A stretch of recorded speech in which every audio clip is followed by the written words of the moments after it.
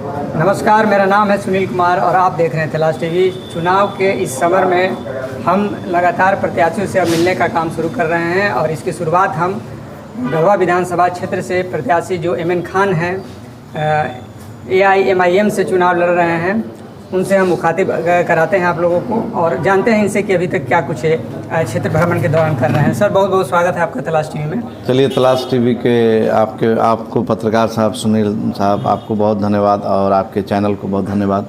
लगातार आप वर्षों से क्षेत्र में रह रहे हैं और अभी इस लगातार 10 दिनों के अंदर जो आप स्थिति कर रहे हैं कि लोगों पे जा के मिल रहे हैं और बीच में एक आप कैंपेन भी चलाए, तो उन सबको लेकर के कैसा रिस्पॉन्स आपको मिलना शुरू हो चुका है, हमको ये बताइए।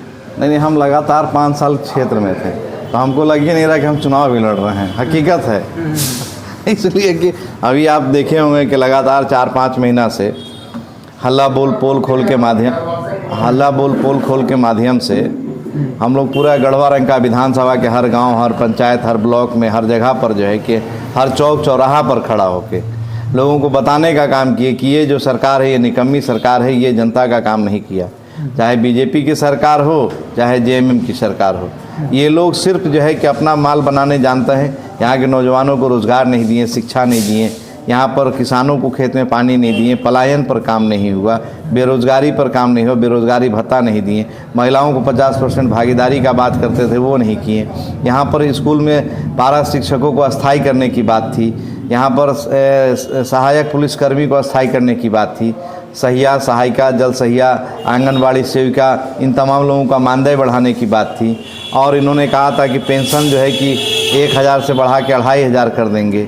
मैया सम्मान योजना का झुंझुना पकड़ा दिया गया। 50% महिलाओं को जो है भागीदारी की बात थी। KG से लेके PG तक जो है फ्री एजुकेशन की बात थी बच्चियों के लिए। कहीं बीच में आपको रोकना चाहिए, मैया सम्मान योजना को आप झुंझुना क्यों कह रहे हैं? उससे तो बहुत से जनता में ये है कि भाई हमको 1000 रुपये तो मिल रहा है ना कम से कम। साहब, ऐसा है कि तो सरकार जा रही है, 2 महीना पहले काहे चालू किए? आप नौकरी दीजिए ना। जितना हमारी बेटी बहन पढ़ी लिखी शिक्षित हैं, जितना उनका योग्यता है, तो उनके योग्यता के अनुसार उनको नौकरी दीजिए। आप 1000 रुपया में, हमने तो कई बार जो है कि इस बात को रखा कि 1000 रुपया में क्या कल्पना सोरेन जी या बेबी देवी जी अपना काम चला लेंगी? विधायकी से इस्तीफा दे दें, 2000 रुपया MIM देने के लिए तैयार है। मेनली आपका कहना है कि रोजगार मिले ज़्यादा बेटर है। 1000 टका का क्या वैल्यू है साहब? इतनी महंगाई है, भ्रष्टाचार का देख लीजिए, बोलबाला है। आप फॉर्म भरवाने जाइए, छात्र लग जाते हैं इस बात के लिए कि हमको जो है जाति, आय, निवास प्रमाण पत्र बनाने के लिए, तो उनको 100, 200, 500, 1000 रुपया, 2500 रुपया तक लोग ये सब भ्रष्टाचार कर रहा है। वर्तमान जो मंत्री हैं मिथिलेश ठाकुर, इनके द्वारा जो कार्य किए गए, आप तो एक लंबी फहरिस्त अभी गिना दिए कि ये चीज़ नहीं की है। हालांकि उन लोगों का कहना है कि समरनालय, फिर उसके बाद टाउन हॉल, पार्क और रोड का पूरा जाल भी है। 1000 करोड़ रुपया यहाँ तक की योजना को ले आए। पत्रकार साहब, आप इस बात का गौर कीजिए कि यहाँ जो समरनालय था और वहाँ जो समरनालय गया, तो आदेश कौन दिया था? सुप्रीम कोर्ट दिया था कि मतलब कि यहाँ के मंत्री आदेश दिए थे? कौन? सुप्रीम कोर्ट का आदेश है। और ये जो हड़बड़ी में 1000 करोड़ रुपया जो बर्बाद कर दिए, इस बात का अंदाजा है आपको कि समरनालय जो बना, तो उस समरनालय में आप देख लीजिए कि पूरा जो है कि सिस्टम जो है कि वहाँ नहीं पहुँच पाया। समरनालय का जितना डिपार्टमेंट का ऑफिस था वो सारा नहीं समा पाया। अरे भाई, इंफ्रास्ट्रक्चर बिल्डिंग जब आप बना रहे हैं नए सिरे से, तो आपको सारा डिपार्टमेंट, आज जो लोग आएंगे जनता, वो पुराना समरनालय और नया समरनालय का मतलब कि परिक्रमा करना पड़ रहा है।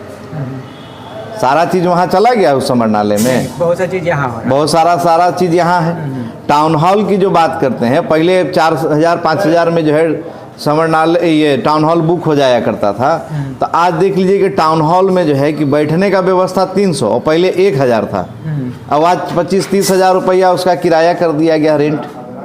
तो आप अंदाज़ा लगाइए कि मतलब इसी को विकास कहा जाता है का? टाउन हॉल मतलब जो है वो छोटा कंजेस्टेड कर दिया गया, रेट बढ़ गया। यहाँ पर आप जाइए समरनालय में, तो दोनों जगह आपको प्रक्रिया जो है कि आपको परिक्रमा करना पड़ रहा है। बस स्टैंड का हालात देखिए कि अभी बारिश हुई थी तो सारा जो है कि 4 फीट पानी भर गया बस स्टैंड में, नाली नहीं दिया गया है, मूत्रालय नहीं दिया गया। इसी को विकास कहा जाता है क्या? चलिए इन सब बातों की चर्चा हुई। विकास का मापदंड क्या है? रोड अच्छा बनना, पुल पुलिया अच्छा बनना, बिजली सही होना, या रोजगार, या पलायन रोकना, या शिक्षा का जो है कि हब बनाना है? क्या किसको विकास माना जाए? मंत्री जी के अनुसार तो ठेकेदारी की, अपना व्यवसाय की, अपना कमाएं। यहाँ जो एक मैदान था कन्या उच्च विद्यालय के प्रांगण में, जो एक मैदान था यहाँ पर उसके समीप में, तो आप देखिए को मैदान को क्या बना दिया गया, क्या बनाया गया, आप ही बताइए। हाँ, वहाँ पर अपना फुटबॉल स्टेडियम बनाया गया। आज तो सारे बच्चे जो है कि महरूम हो गए। इसका मापदंड है सही? ये जो फुटबॉल का ग्राउंड बना तो उसका मापदंड सही है। अगर सैकड़ों गाड़ी आके लगेगा तो कहाँ लगेगा? मंत्री जी कहाँ लगवाएंगे? अपने बंगला में ले जाएंगे। ये बात है कि उसके बाहर की जगह नहीं है। नहीं, वो बंगला में अपने सब गाड़ी रखवाएंगे। हैं? मापदंड आपको पूरा करना होगा ना साहब। हैं? चलिए एक अगला सवाल आपसे करेंगे। आपकी पार्टी झारखंड में जो है उतने ग्रोथ पे नहीं है। आप गढ़वा में लगातार जरूर कर रहे हैं प्रयास, इसमें कोई दो मत नहीं है। काफ़ी कुछ आपको रिस्पॉन्स हर जगह से मिल रहा है, हम लोग मीडिया में तो लगातार देख ही रहे हैं, लेकिन पूरी पार्टी यहाँ पे उस तरह से ग्रो नहीं की है झारखंड में। ऐसी स्थिति में आपको वैसी की तरफ से क्या मदद मिलेगी? क्या वो गढ़वा आएंगे? क्या कुछ ऐसा कुछ होना है? देखिए हमारी पार्टी लगभग 7 से 8 सीट पर लड़ रही है और जहाँ भी लड़ रही है मजबूती के साथ लड़ रही है। आप चतरा का भी आप पता कीजिए कि बहुत मजबूत कैंडिडेट हमारे जो है सुबोध पासवान जी को पार्टी टिकट दिया है। इंजीनियर सुबोध पासवान जी जो बहुत मतलब कि ऊर्जावान जो है कि तरीके से अपने ऊर्जा के साथ पार्टी के लिए लड़ रहे हैं, समझे ना। या महगामा में आप देख लीजिए, या आप जो है कि जमशेदपुर में देख लीजिए, जेएमएम के जो है अल्पसंख्यक प्रकोष्ठ के महासचिव थे, वो इस्तीफा दे के आए हैं बाबर खान साहब। वो लड़ रहे हैं पूरे मजबूती के साथ, अभी हलचल मचा के रख दिए हैं जमशेदपुर के अंदर में। समझिएगा साहब, पार्टी पूरे झारखंड में जहाँ भी लड़ रही है एकदम मजबूती और पूरे ताकत के साथ लड़ रही है, कामयाब होने के लिए, जीतने के लिए। और ये जो फर्जी सेकुलरिज्म की जो बात करने वाले लोग हैं, ये लोग जो बात करते चलते हैं चौक चौराहे कि एमआईएम आएगा तो बीजेपी जीत जाएगी, तो इनसे मैं पूछना और जानना चाहता हूं कि 2014 में तो एमआईएम पार्टी चुनाव नहीं लड़ी थी झारखंड में, किसकी सरकार बनी थी? रघुवर दास की सरकार बनी थी ना। 2009 में तो हमारी पार्टी नहीं चुनाव लड़ी थी, तो भाजपा की कैसे सरकार बनी थी? ये जो डुगी ड्रामा बतियाते हैं, ये फर्जीरिज्म जो है सेकुलरिज्म की बात करते हैं। अभी तक ये जेएमएम की सरकार, जो कांग्रेस जेएमएम आरजेडी की साझा सरकार जो चल रही थी झारखंड में, कहीं पिछड़ा आयोग बनाया क्या? दलित आयोग बनाया क्या? क्या ये इन लोगों ने कभी कोई आयोग पर काम किया? एक भी आयोग पर एक भी काम नहीं इन लोगों ने किया है।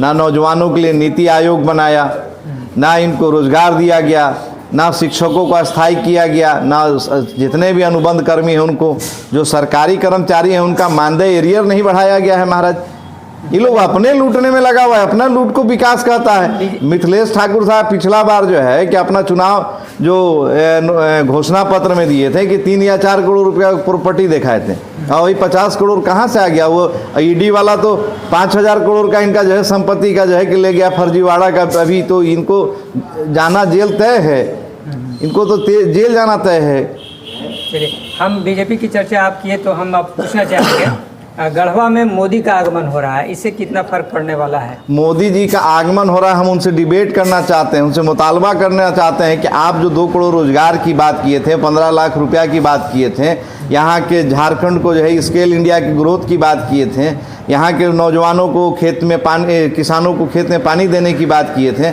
एमएसपी बिल पर जो है कि चर्चा करने की बात किए थे। किसान आज आत्महत्या कर रहा है, 600 से ज़्यादा जो है कि किसान आत्महत्या किए। मोदी जी पर जो है कि आज क्या बोला जा सकता है कि आप एमएसपी बिल ला के आप अडानी और अंबानी को जो है कि ये बढ़ावा मतलब कि देना चाहते हैं और गरीब किसानों का जो है फांसी लगवाना चाहते हैं। आपने देखा ना किसान आंदोलन में 600 से ज़्यादा जो है किसानों का जो है कि मौत हो गया। इसका जिम्मेवार कौन है? मोदी जी हैं। ये ना व्यवसायियों के हैं, ना यहाँ के दलितों के हैं, ना पिछड़ा के हैं, ना आदिवासी के हैं। मोदी जी भारतीय जनता पार्टी का जो नीति और सिद्धांत है कि जम के मलाई मारो, ये मलाई मारने वाली पार्टी है। भाजपा जो है पूरे देश के अंदर में पूरा तहस नहस कर दिया है।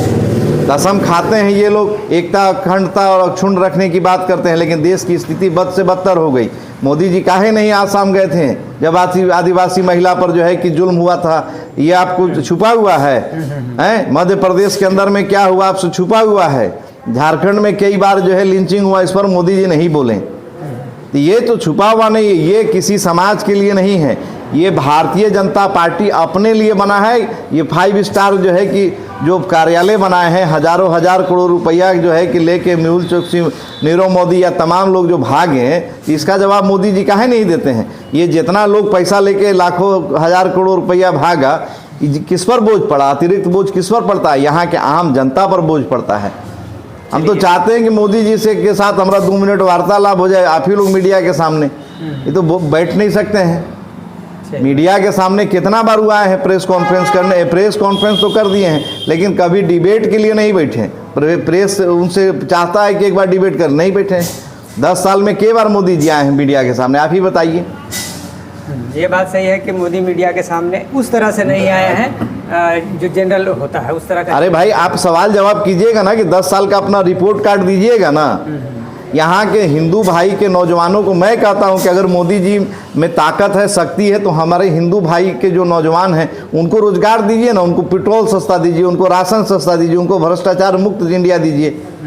ये तो करना है नहीं। हिंदू मुसलमान से नहीं साहब पेट चलता है। रोजगार अगर युवाओं को मिलेगा तो उसमें सारे रोजगार में युवा आएंगे। बात हिंदू मुसलमान की जब आप चर्चा की, हम आपसे पूछना चाहेंगे, आपकी पार्टी को भी ये समझाया जाता है कि ये मुख्यतः मुस्लिमों की पार्टी है। आप कभी भी एक शब्द बोल दीजिए कि हाँ बैरिस्टर असदुद्दीन अवैसी साहब हिंदू और मुसलमान अलग कहते हैं।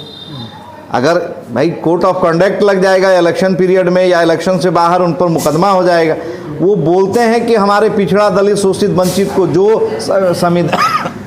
जो संविधान हमको अधिकार दिया है उसके तहत सबको अधिकार मिलना चाहिए। दाढ़ी टोपी लगाने से मुसलमान नहीं, आप कल्चर है तो ये हमारा सियासी शऊर है कि हम सबका काम करेंगे। ये जो है आपका संविधान से देश चलता है, मोदी जी की आइडियोलॉजी से नहीं देश चलता है। चलिए आपसे पूछेंगे, अगर आप विधायक चुने जाते हैं गढ़वा क्षेत्र से, सारे लोगों का बात का आप चर्चा किए, क्या आपका 2-3 प्राथमिकता होगा जो एट फर्स्ट आप करना चाहेंगे अगर चुन के आ जाते हैं शुरुआत में? मेरा पहला प्राथमिकता है कि यहाँ के नौजवानों को रोजगार मिलना चाहिए, शिक्षा मिलना चाहिए, यहाँ पर बड़ा बड़ा कॉलेज यूनिवर्सिटी खुलना चाहिए, यहाँ पर शिक्षा का हब बनना चाहिए, पलायन पर काम होना चाहिए, किसानों के खेत पर काम होना चाहिए, पीने के पानी पर काम होना चाहिए। शहर के बड़े बड़े लोग हैं, बेचारों के यहाँ पानी नहीं है तो पानी सर पर ढोना पड़ता है। आज पेयजल के मंत्री हैं, उसके बाद भी यहाँ पर पानी का समस्या है। ये सब बात आप समझिए ना सर। पूरे झारखंड का ये हालात है। जल मिशन जो योजना था उसमें जो घोटाला हुआ है, तो पूरे झारखंड का घोटाला हुआ है। अभी तो एक एक तह खुल रहा है ना। आप बताइए कि मंत्री 8 डिपार्टमेंट के हैं, एक एक को नहीं ना है। जल के हैं, स्वच्छता के हैं, खेल कूद के हैं, युवा कार्य के हैं, आपके ये मद निषेध के हैं, आपके जो है पर्यटन के हैं।